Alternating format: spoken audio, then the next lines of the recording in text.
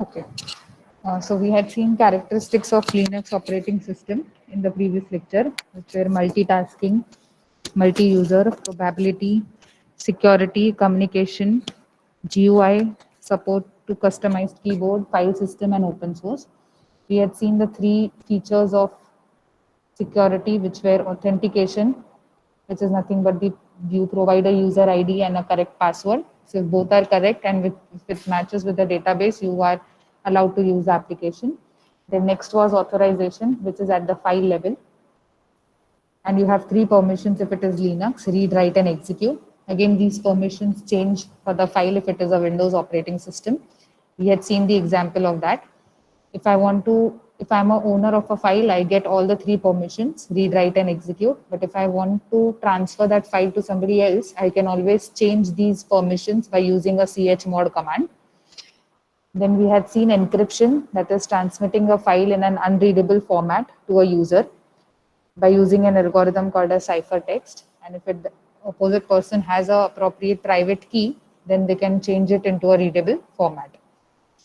Then we had seen the structure of a Linux operating system, which has many components like kernel, system libraries, system tools, development tools, and end user tools. Out of this, the first three are compulsory. The remaining two keep on changing depending upon the user. The first one was the kernel, which act as a core part of the operating system. So if I want devices and software to communicate, that communication is being done with the help of the kernel. So if you see the diagram, we have a software part as these three processes, which are trying to use these hardware resources. So they can use these hardware resources by using a middle layer called as kernel. Apart from this, it also has four responsibilities that we had seen: memory management, device management, process management, and system calls. All the requests from the user to the software are given by using the different system calls related to file, devices, processes, and so on. Then we had seen system libraries. So if I want the kernel to operate into my program, I can make that kernel operate with the help of the system libraries, which are already included in the Linux operating system. You do not have to write it extra, or you do not have to import it extra by yourself. Then we had seen system tools. So if I'm not using the GUI part of the Linux and if I'm using the command part, all those commands are nothing but considered to be as a system tools.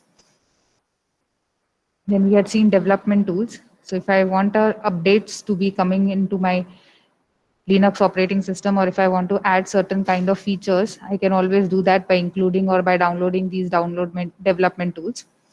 If I want update in the current version, I have to download this. But if I'm using the new version, I do not have to separately download them. They are already included in the package. Then we had seen end user tools. End user tools are nothing but the extra applications which a user can install in the system. And they always keep on changing from user to user. Then we had also seen the difference between Linux and Unix. One is free open source and one we have to purchase from the copywriters.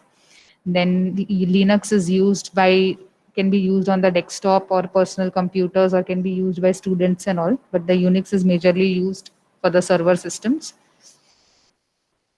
Then Linux is GUI as well as command. So previous two versions were in command, later it is both. And Unix was little later developed into GUI. Initially it was only command based. Then the interface, that is the terminal, which we call it as shell. So we have bash shell for the normal users if it is Linux, and we have a Bourne shell for a Unix. And the file system supported are same, but Linux has little more as compared to Unix. So now we'll be seeing what is a Linux file system. So we had seen an introduction for Windows file system. So you might have heard NTFS, FAT as a file system supported in Windows. We have similar file systems inside the Linux also. Now what are those? They are ext, ext2, ext3, ext4, and xfs. Now before that, I had told you that those who have not studied that file allocation method of OS, we'll do the revision right now. So we have three allocations of file: the contiguous allocation, the linked list allocation, and the index allocation. Now what is happening? I have as you know that Linux is a file operating system. So everything inside the Linux is called as files. We do not have any folders. We do not have any drives. Everything is considered to be as a file. So now if it is Windows, we have different types of drives, and in those drives we have folders. And when you open those folders, we get files. Now what is stored inside the file? It is the data. Now how is that data stored? It is stored in your memory in the form of a blocks. So if I want to access these blocks, there are different methods. So similarly, if it is Linux operating system, we do not have drives. As I said, we have everything in the form of a files. All these files have certain data which is stored inside it. Now, how is this data stored? Again, it is stored in the form of a blocks. How are these blocks accessed? With the help of contiguous allocation or a linked list allocation or a index allocation. Now, what is contiguous? Contiguous means I have the data which is stored in continuation manner. I will just show you it in the screen.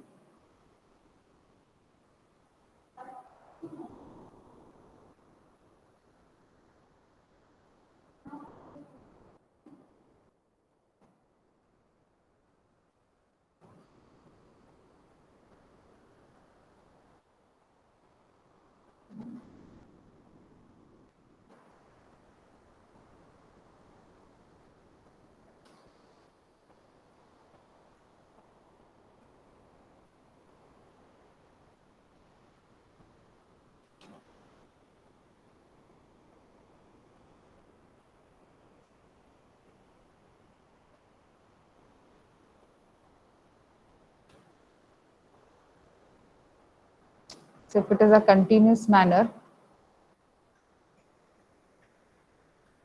let us assume these are the memory blocks, 3 columns and 1, 2, 3, 4, 5, 6 rows. So if it is contiguous, my first data will be stored in 1, then in 2, then in 3, then in 4,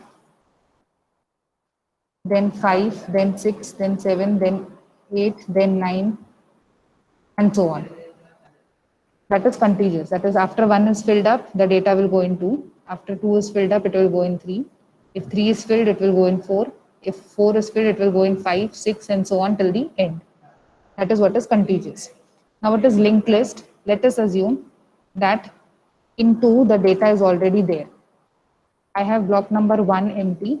I have block number 3 also filled up. I have block number 4 also filled up. So I cannot store the data now in continuous manner. Why? Because 1 is empty. If I go to check 2, 2 is not empty. Again, if I check 3, 3 is also filled up, 4 is also filled up. So the next available block is 5. So I will store my data in 5. Half of the data is there in 1, half of the data is there in 5. But now when I try to access, how will it get access? It will get access with the help of a linked list. Now what is that? I have a link from data 1 or a block number 1 to block number 5.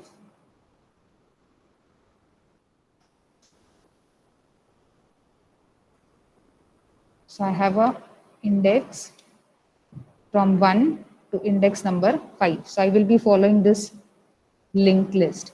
After 1, say suppose after 5, and after 5 it is 9. So again I will have an arrow from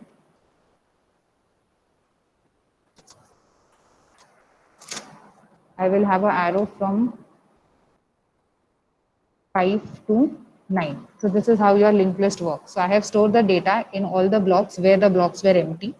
Now when the system wants to retry, it will check first block, there is a data 1, then it will check to the arrow that it has to access block number 5. Again it will check for the arrow, it has to access the block number 9. So this is how the data is accessed if it is linked list allocation. If it is index, what will happen in index? A separate index table will be created.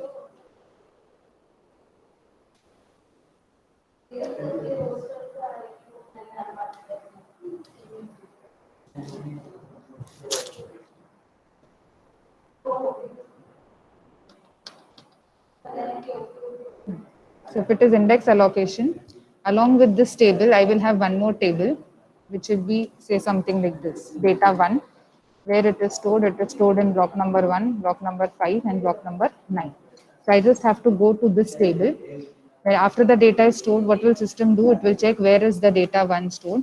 It is stored in 1, 5 and 9. So it will directly access the data 1, then 5 and then 9.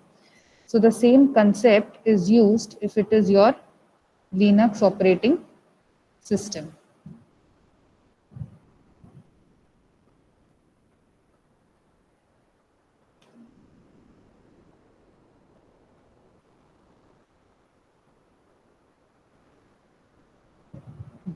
So the same concept is used by Linux. Either it is accessed in a contiguous manner, or it is accessed in a linked list manner, or it is accessed in a index manner. But we have different names to these file system. What are those names called? ext, ext2, ext3, ext4 and xfs. What is the difference between all of them? It is the difference of the size and difference of compatibility.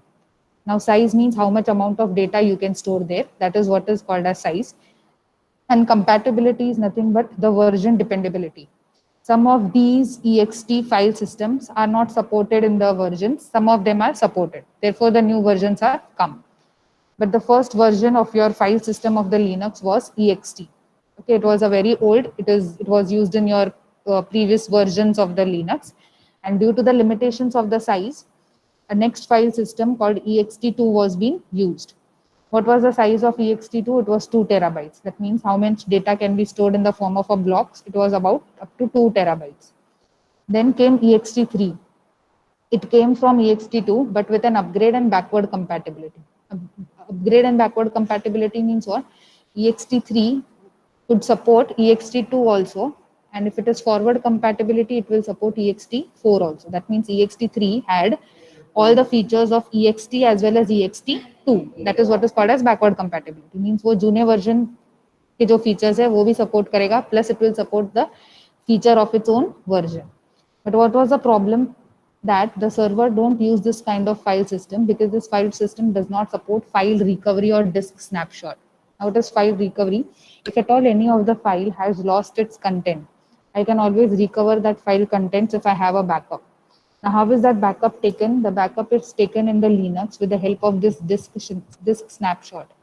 What do you mean by this snapshot? Whenever the backup is being taken, the system captures the screenshot of those backup procedure and it saves in saves in some location. So whenever if any of the file is being lost, I can recover those files by using those images which are used or which are stored inside the system. So if I'm not aware how to take a backup after the file has been lost, I can take that or I can make use of those snapshots and I can follow the same procedure in order to recover the file. So this thing of file recovery and this snapshot was not supported by ext3. So that was being supported in your ext4. So ext4 has file recovery with the help of disk snapshot, and the storage is also large in terms of ext3. That means it is something more than 2 terabytes. So whichever Linux operating system we are installing from the version 13, all the version has a file system of ext4. Now what is XFS? It is extended file system. What is that extended file system? Again, it is old file system and it works slow as compared to all of these ext, ext2, ext3 and ext4. So this is your file system. That means that in each of the file system, the data is in the form of a blocks, but there is just a name given to the file system. So it can be either ext, ext2, 3 or 4. But if it is version higher than 13, it is always ext4. Okay. Next we see is the directories inside the file system. So you use any of these file system, all of these file system will have these directories in common. What are those directory? First is /bin. Then we have /boot, /dev dev, /etc/home, /lib/root, /tmp temporary, /usr user, and /var variable. Now it is /bin, where Linux core commands resides like ls, mv, and so on. So whichever commands a user types inside the Linux shell or a terminal, where are all those commands stored? They are stored inside the bin directory. Okay. So what is there inside the bin directory? All the Linux commands. Which are those Linux commands? For example, ls means to list, mv is to move, then chmod, like how if I want to change the permission. So where are all these commands? They are stored inside the bin folder. Then next you have is slash boot. What is slash boot? Where a bootloader and a boot files are located. Now, what is that bootloader? Whenever you start the system, your operating system is getting loaded. That means it is getting loaded from the disk. So that is nothing but the place where your operating system is located and from where it is going to get loaded. That folder is called as boot slash boot. Then we have slash DEV, which stands for physical drives are mounted like USB and DVD. So that DEV is for devices. So if I connect an extra hard disk, where is the detail of that extra hard disk being mentioned? It is mentioned in the slash dev directory. Whereas in Windows, it is automatically detected. You just have to open your My Computer and check for the devices. But in Linux, you have to open the slash dev directory in order to see that USB device. Then if I'm inserting any CD or any pen drive or any DVDs, all the external devices that are attached are being located in the directory called slash dev, which stands for devices. Then next we have slash etc. It contains configurations for the installed packages. Now, whatever software I'm installing, the packages of all those softwares, they are inside the etc folder. One more thing is there inside the etc folder, which is very crucial. Now, when you open the system or when you start the system, many of us have kept it password protected, which means you type your username and you type the password, then only you can log in inside the system. So, where is that password stored? Your password details of your systems are stored inside the etc folder. Now, they are stored in an encrypted format. Now, what is that encrypted format called as? A shadow copy of a password. So, they are not stored in a readable format, but in an encrypted format inside the file called as shadow password file. So, if you open this etc folder, you will get to see a shadow password file. And if you try to open that file, you will not understand anything because all the passwords are stored inside the unreadable form. So apart from these package details, the password details are also stored inside the etc folder. Next is slash home. Now what is that home?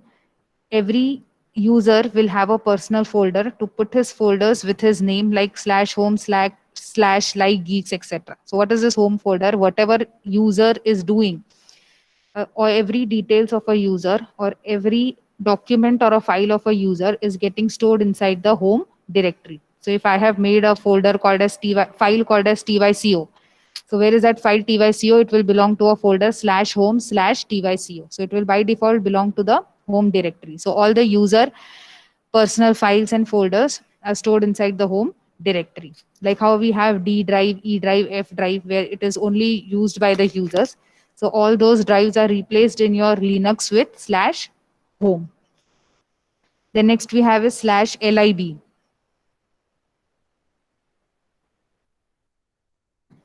Slash lib, where the libraries of the installed packet located since libraries shared among all the packages. Now in Linux, many a times you write a programs. Now for those programs, if you require certain kind of libraries with respect to certain packages, where are those details of the packages and libraries stored? They are stored inside the lib folder. The next we have is slash root.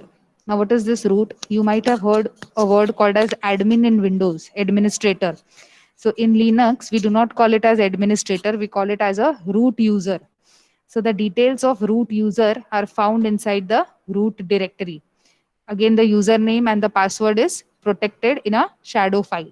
You will have a details of that password inside this etc folder also, as well as inside the root directory also. So this root directory is only specific to the administrator of the system. And how do you assign this administrator? In Linux, it is assigned at a time when you install the system. Or else you have to make a use of a command called as su. What does that su stands for? Switch user. So when I say su xyz, so what am I doing? I'm making that xyz as a admin or a root of the Linux system. So there are only two ways in which you can assign a root user to the Linux. First, at a time of installation. And if you have not assigned it at a time of installation, you can always make use of a command su.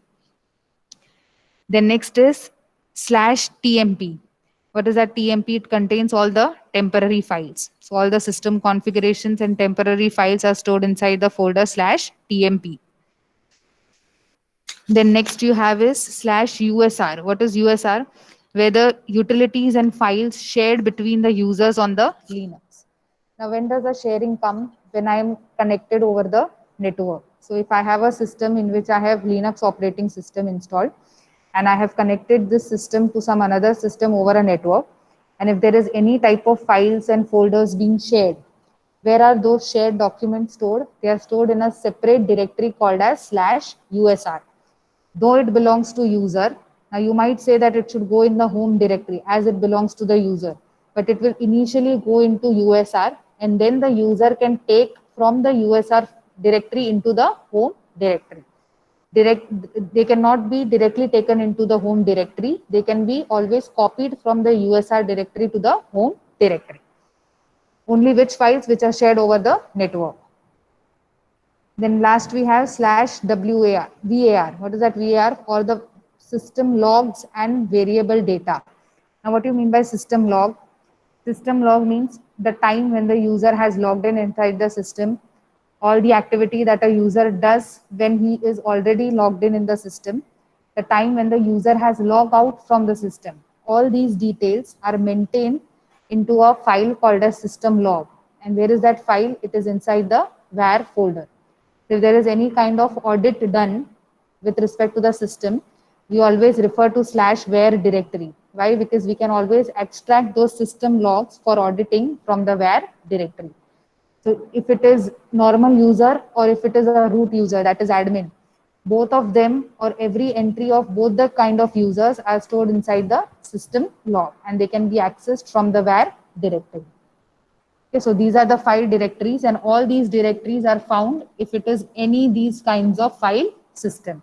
If it is ext3, you will see all these kinds of directories. If it is ext4, you will get to see all this kind of directory.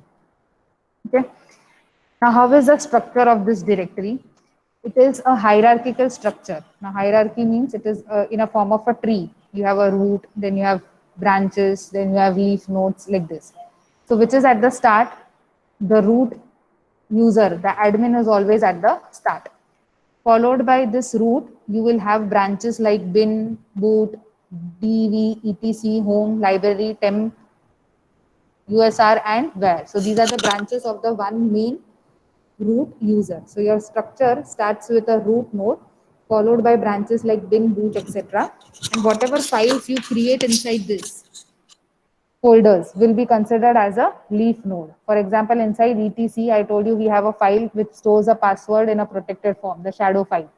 So what will that shadow file become? It will become the child or a leaf node of etc. So when I read it, how do I read it? I start with slash root slash etc slash shadow. That is the entire path. So it starts from the root. Then if I have a file called as tyco, which is shared on the network and it is stored in USR. So how will I read it? Slash root slash USR slash tyco. Okay, so all the sub files which are there inside these folders are considered to be at the leaf. All these are the branches and the one main root is the admin as slash root. It uses the hierarchical file structure where the root at the base of the file system and all other directories spreading from there. Okay, so root acts as your main head of the entire tree. Each file or directory is uniquely identified by its name and the directory in which it resides. So if you see, each and every directory has a name. So if I want to see where are the commands, it has a name called as bin. So I have slash root slash bin slash ls. So this command ls is found inside the bin folder, which is inside the root folder. So every file or a directory is identified by its name. Now there are certain conventions. What are those conventions? They are called as numbers, inode numbers. So if I do not remember these path, like slash root slash bin slash ls, if I do not remember this path, I can always remember certain inode numbers. But why we have given the names and we don't use the numbers? Because it is difficult to remember the numbers as compared to the path. If I tell you slash 2 slash 3 slash 1, will you understand what is 2, what is 3, what is 1? No. But if I tell you slash root slash etc slash shadow, you will always understand that a shadow is a file which is inside etc and etc is inside the root. So the alternative to the naming is these inode numbers. Now what is number 2? Oh, sorry. The root directory has a inode number of 2. That means your root directory has a number 2. The lost and found directory has inode number 3. Now you might be knowing the recycle bin in your Windows operating system. Whatever you delete goes into your recycle bin and you can restore it from the recycle bin if you have not permanently deleted. So which is the recycle bin of your Linux operating system? It is lost plus found. That means if you have deleted, you can always found it with the from the directory called as lost plus found directory. What is the inode number for that? 3. Okay, so where is that? Again, this lost plus found is inside your root only. So if I give a path /2/3, which means what? 3 is lost plus found directory, which is inside the root. So is it easy to remember /2/3 or /root/lost plus found? It is always easy to remember the names. Now, inode numbers 0 and 1 are not used. That means the number starts from 0, 1, 2, 3, and so on. But 0 and 1 is never being used. The Linux have started using the numbers from 2. And since root is the highest, so it has been numbered with the first, which is 2. File inode numbers can be seen by specifying the -i option to the ls command. Now you might say that you have just told us that 2 is for root and lost plus found is 3. What is the number for bin? What is the number for boot? What is the number for dev? All these numbers can be found by using a command called as -i. This -i has to be used with the ls command. Now what is ls command? ls is used for list. If I want to see the list of files or folders inside the Linux operating system, I just have to open a terminal and type ls and press enter. So when I type ls and press enter, it will show me all the files which are created by all the users as well as the admin will be listed. With that, I also have to specify what -i. So if I want to find the inode number of this bin directory, what I have to do is -i ls/bin and press enter. I repeat again, if I want to know the inode number of a directory bin, I have to type I. What is that I? It will tell me, it is an interaction, which will tell me that what is the inode number. So for that, I make use of a command I. That I command has to be always used with the ls. So what will I write? I-ls/bin. So what it will understand, you have to specify the inode number of which directory, the directory bin. And where is, but what is that bin? It is always listed with the ls command inside the system. Again, if I want to know the inode number of etc, what will I type? I-ls/etc and press enter. So it will give me the inode number of etc. Okay. So root starts with 2, lost plus found starts with 3, and for any other inode number, if I want to find out, I have to use an I option with the ls command. Okay. Next is Linux NIS. Now, what does NIS stands for? Network Information Service. Now, since we know that it has a Linux has a characteristics of communication. It also has a type of a system called as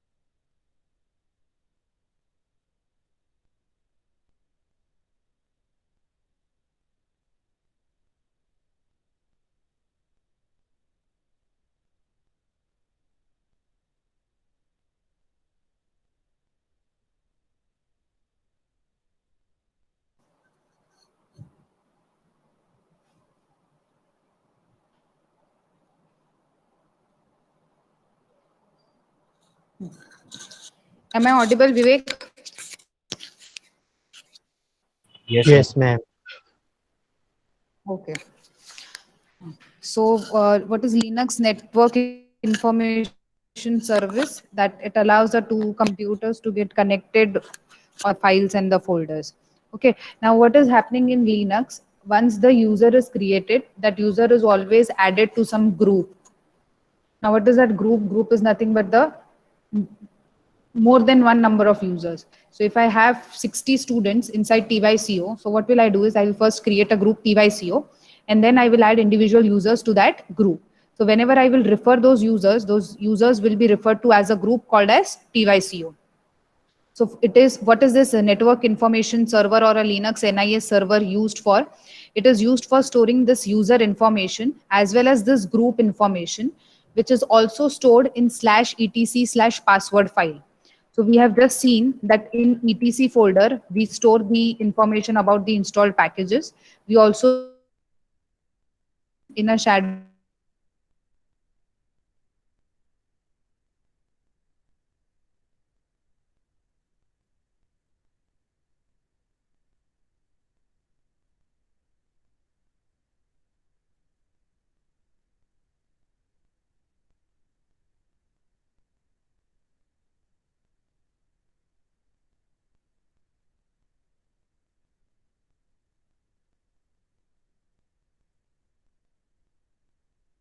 called as memories in the